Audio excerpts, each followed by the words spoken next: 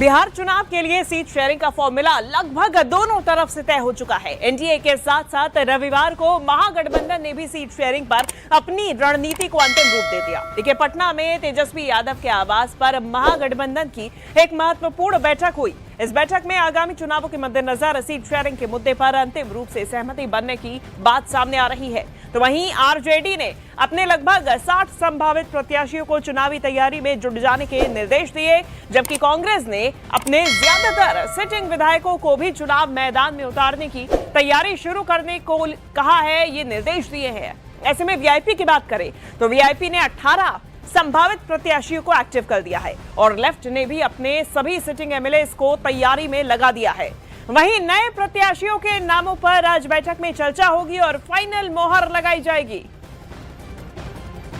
Internal सब हम लोग पॉलिसी पे बैठ गए हैं और कुछ ही घंटा में चुनाव आयोग भी राज्य में आचार संहिता लागू कर देंगे और कुछ ही घंटे में हम लोग भी प्रेस कॉन्फ्रेंस कर देंगे कि राज्य में कौन दल कितने लड़ रहे हैं, क्या पॉलिसी के साथ साथ हम लोग मैदान में उतरेंगे। तो ये सारा चीज़ अंतिम चरण में है, तो अभी कोई टाइम देना भी कोई मतलब नहीं है, कभी भी हो सकता है।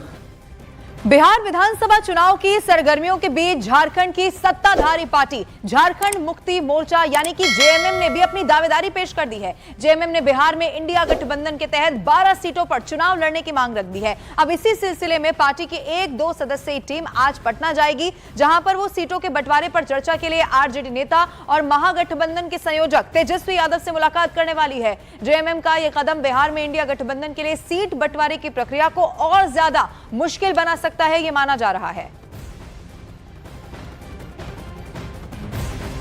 कितने सीटों पर हम चुनाव लड़ेंगे वो कल की बातचीत पर निर्भर करता है। मांग तो हमारी 12 सीटों की है, परंतु बातचीत के दौरान कॉम्प्रोमाइज भी कुछ हो सकता है। तो एक सर्वसम्मति बनेगा, हमारे नेता की सहमति होगी, तत्पश्चात हम कितने सीटों पर लड़ेंगे ये।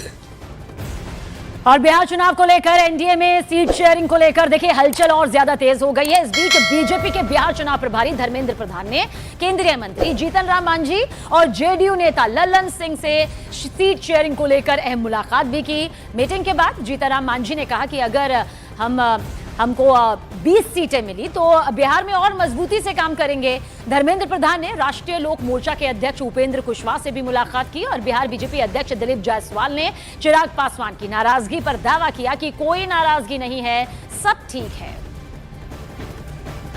हमने अपना कन्वेंशन किया था, उस समय हमने एक वादा किया था कि हमारी सरकार आएगी या हम बिहार विधानसभा में बोलने लायक हो जाएंगे।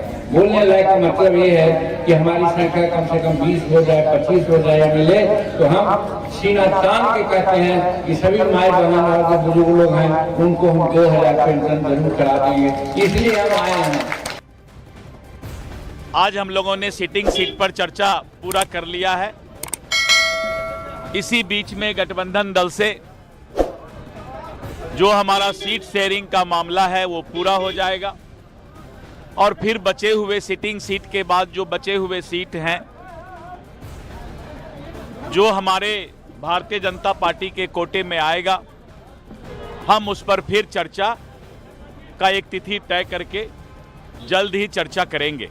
प्रधानमंत्री जी ने बता दिया है कि जननायक का नाम सिर्फ ट्विटर हैंडल से नहीं चलाया जा सकता, जनता के बीच में काम करके जननायक बनना।